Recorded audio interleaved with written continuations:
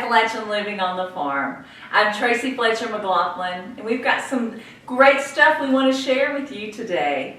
One of the things that I keep holding out for is spring. Daffodils are up, beautiful to see. I love seeing spring flowers coming up. We did have some snow, but we're getting through that. It's okay. The sun's shining today, so it's a beautiful, beautiful day. Got some recipes we want to share with you today. One of my favorites, one of Don's favorites, Eggs Benedict. You won't want to miss that. A great, great, simple recipe. You know, I've told you time and time again, we only do things simple on the farm, and that's the way to keep it.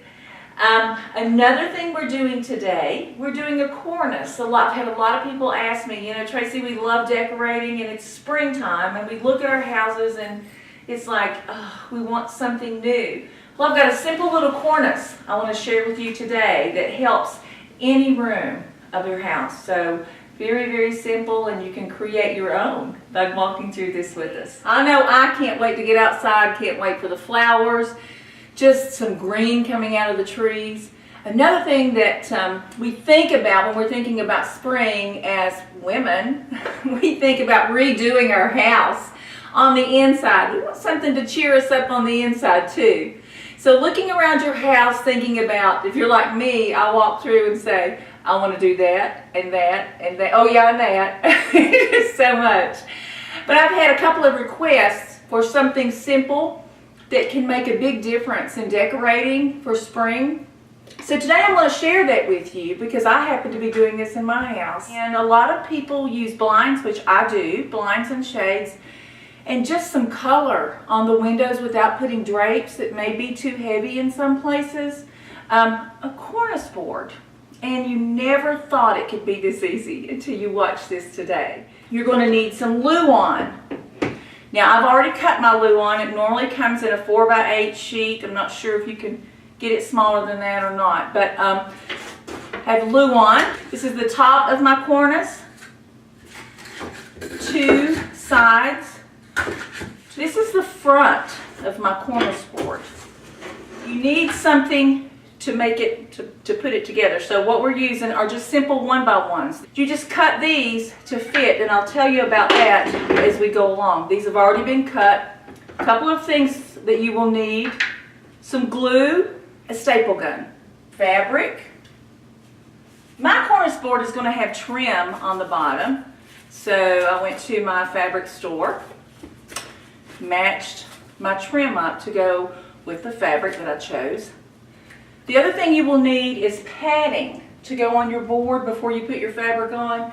A simple quilt batting is fine. You can buy this at a discount store. You can buy it at your fabric stores. It's very simple to find. So here we go. Let's start making that cornice. Mine is actually going to go into my bathroom, my powder room downstairs.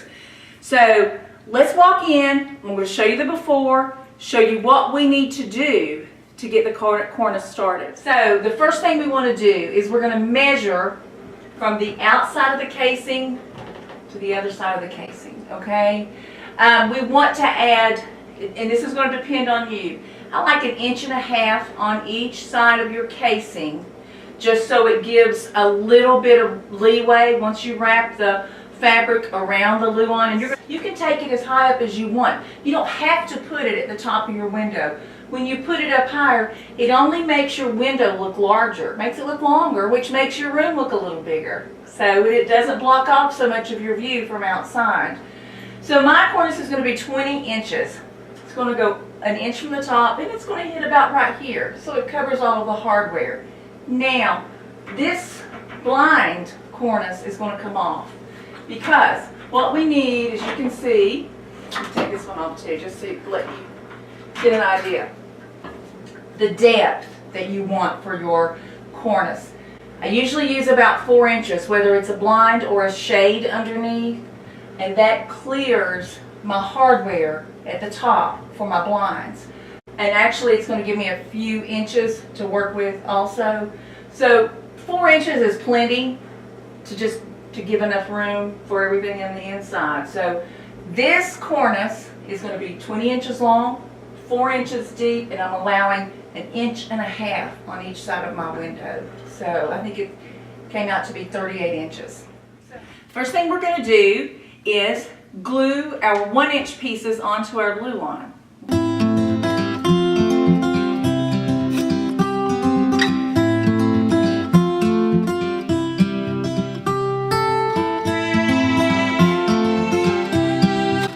Okay, it looks like the glue has dried around what we've already got put on here. So now we're going to glue on our sides.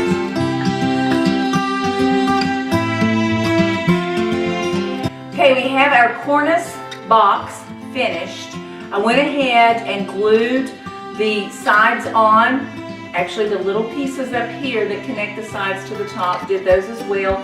Glue dried, stapled down the sides against the 1x1, up the sides here against the 1x1. I did the top the exact same way. Just stapled along the top and up the side. So now we're ready to cover our cornice.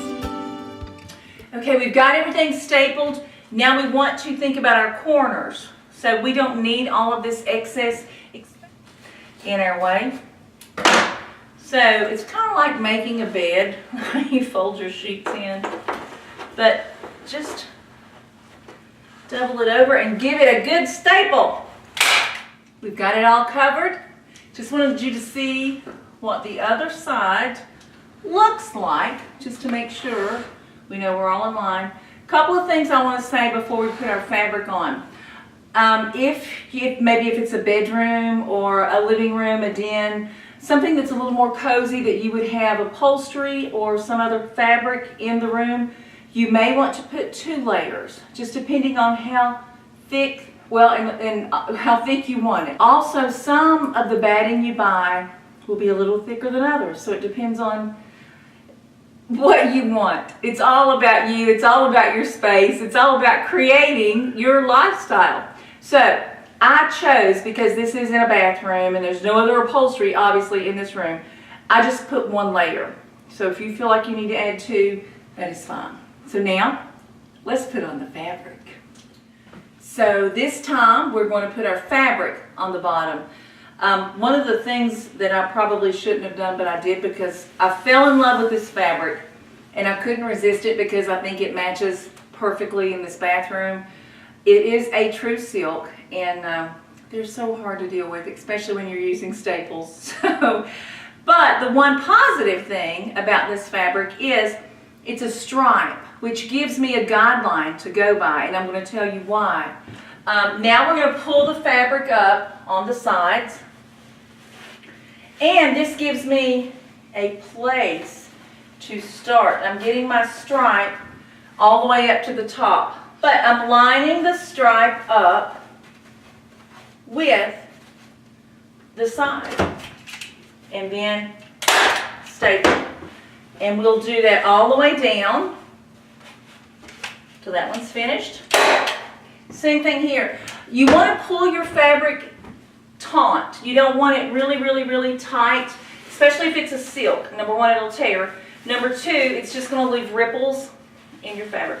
So, once again, I'm matching the stripe up along. My stripe is going just down this line. So, pop one in the top, and then we'll just go through and fill in like we normally do. Now, remember, this is your top. This is what's going to go against the ceiling. All you really need to do is make sure this is straight. Make sure that it's pulled tight enough that you won't see any wrinkles or any pulls through the fabric. And again, you're just going to staple. You're going to do that all across the top, all across the bottom. Same thing on the bottom part of the cornice. You're just going to pull it up, pop a couple of staples in, and start with a few in case you do need to take some out and readjust your fabric. Especially, like I said, if there's a pattern and a stripe, you don't want your stripe doing this going up the cornice. You want to make sure it's straight. Pop a few of those in, flip your cornice over, look at what the pattern looks like, and then flip back and go from there. Let's do that. Okay, it looks like my stripes are going straight up and down. Again, this is the top, bottom, obviously sides. So I will keep this stripe along the sides. This is my guideline. Same thing here. So as I pull it, as I staple, just make sure the wrinkles are out. See how we kind of pull it a little tighter without making it too tight. We don't want that. So this was a great start for our fabric. So let's finish this up. I think we have it covered. We have our corners tucked in, top, bottom. Let's flip it over and see what it looks like. How does that look? Pretty good? A couple of things I want to tell you about the cornice at this point. Let's trim off all of the excess batting that we have, just so it won't show. Now, an option that you could do, you can line this. A lot of people will line it, put a lining underneath so you don't see the edges when you hang it. Professionals obviously do that, and they'll put gimp around the edge and treat it, and it's perfect and it's beautiful. And you walk up to the cornice and you look up under it, looks great. I'm not a professional, I'm a farmer. So farmers don't do it that way. So, and if you really feel like you want to look up under my cornices, then I'll tell you all my secrets. But anyway, in my honest, humble opinion, I've told you everything we do here is very simple. So keeping it simple, I don't line them. I really don't see any use to. Just making sure that nothing, I think this will have to be cut off too so you won't see it. But just trim the edges, just because there's no use to really have them in hanging around. Making sure there are no strings hanging down. That's our next step. Let's get those trimmed up. The last thing we're going to do to our cornice today before we hang it is put our trim on. And like I said, I chose a trim that I have to hand sew on, which is fine with me. There's so many different types you can use. You can choose to put on. You can put a cording that you would staple on the underside. You can do it self-corded. That means you can cover your own cord in the same fabric, staple that on. You can also glue this on if you decided. I just choose to sew it on.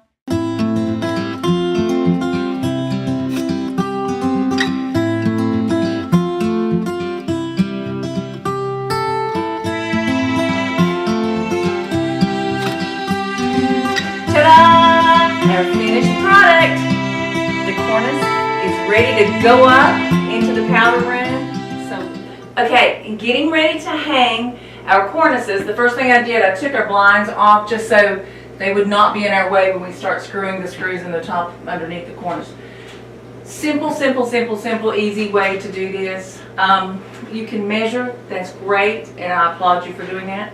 My simple way is, these are my brackets coming straight off. What you have to, you need to make sure you hit a stud when you're hanging these. The best way to do on your cornices, if you put it up even with your casing, you're probably going to hit a stud if you go all the way up. So, reaching up here, I'm going to mark straight above this side, straight above my casing, all the way up here. I chose to mark the second part of my bracket. You can see it's just an L bracket. So now when I hang them, I will actually put, I don't want to mark my ceiling, I'll actually put the first screw into that hole. So it's going to be about 1 inch from the ceiling. Okay, let's get ready to pop these.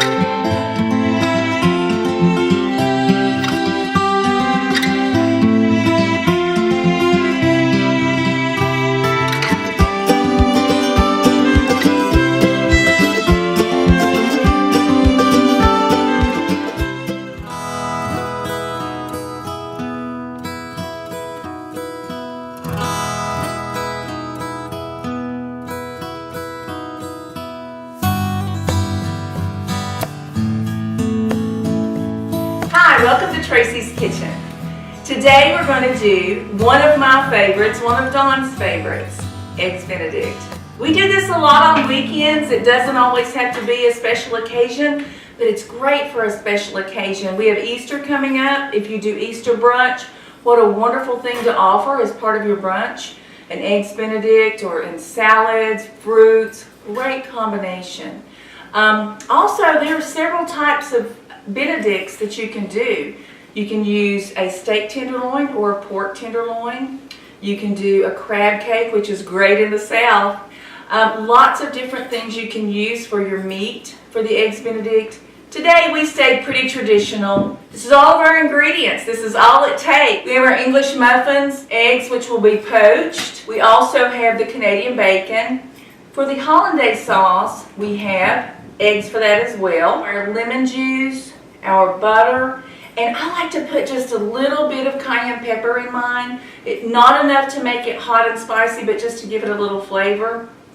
Also, one of the favorites, especially brunch, mimosas. We're going to be doing those on the side as well. So we're ready for our Eggs Benedict. We've got everything on the stove. The water's boiling. We're getting ready to put our eggs in. Getting ready for our English muffins to go in the oven. We're going to start our hollandaise sauce. What we want to do, start with our butter. Remember, for our hollandaise sauce, you want to cook it slow. So you want your butter to melt slowly. You don't want it to get oily. You want it to stay nice and creamy. The most important thing with your hollandaise sauce is when you put your eggs in and it's really hot, they'll start to cook fast and they crumble up like you're scrambling them. So you don't want that to happen. Okay, and I'm going to cheat today and I'm going to just heat our Canadian bacon because it's already fully cooked. I'm going to pop that in the microwave. Water's boiling, not quite time to put the eggs in yet as far as doing the poached eggs, but let's go ahead, let's put our egg yolks only.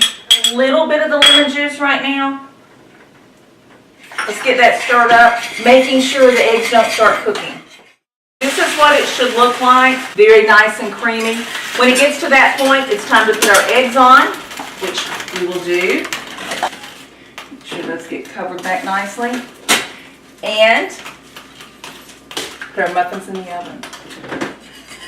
Okay, it looks like last few things for our hollandaise. Eggs are almost done. The English muffins are almost done. You know, you judge how much cayenne pepper you want in there. I like a little, not a ton. I also like a little bit of salt. You really don't need it because the lemon juice gives you that little bit of perk that you want.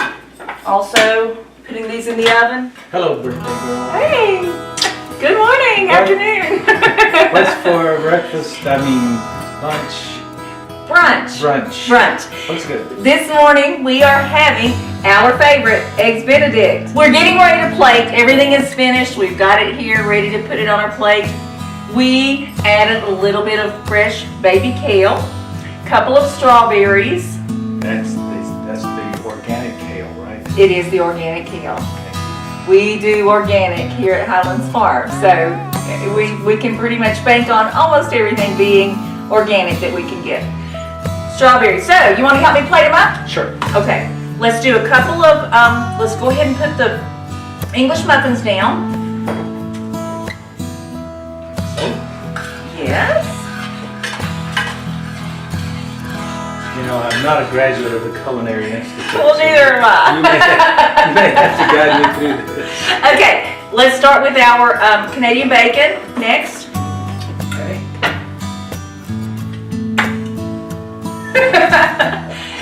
Now, Don is really the best at doing this, so I'm going to give this wonderful task to him. Next goes the eggs. Okay, so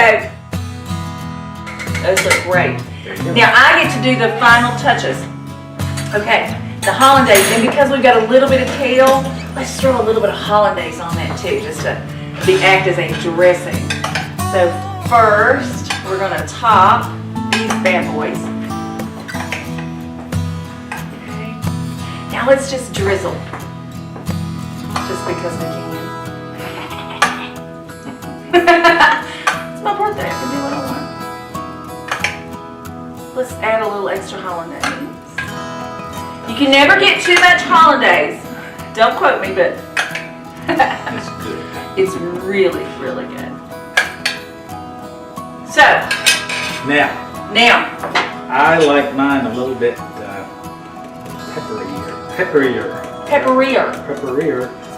than Tracy does. So I'm Yes. gonna douse mine again. I'm the salt master, so you know what's going to go on mine. Yeah.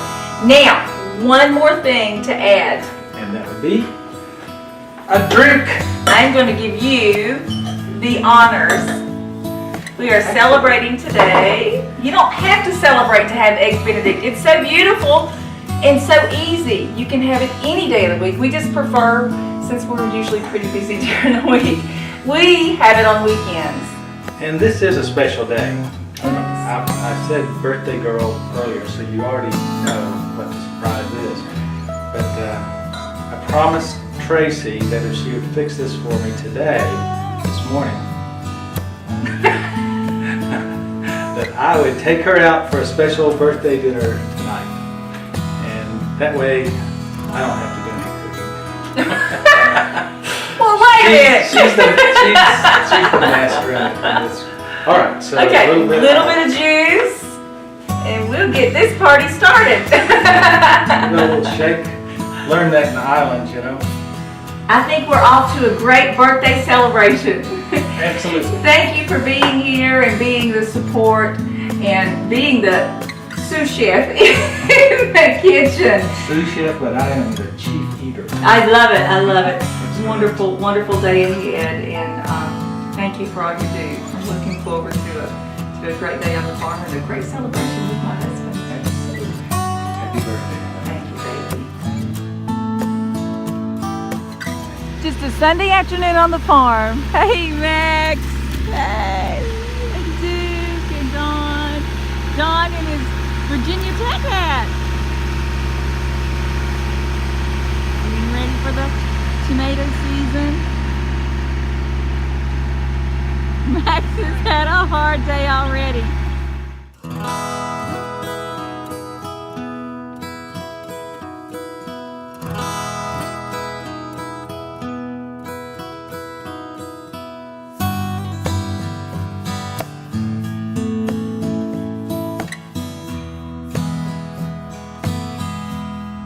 And don't forget, it is that time of year. Our new babies are here. Oh, this is such a precious thing. When these little babies come into the world, oh, there's nothing any prettier. And you can see Mama out here tending to the brand new one. Oh my goodness. Live on the farm. You gotta love it. There's nothing. And oh, she's getting up for the first time. Mama's baby's getting up.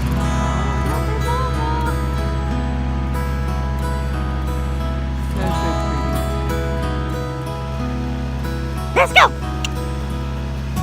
Go get Daddy!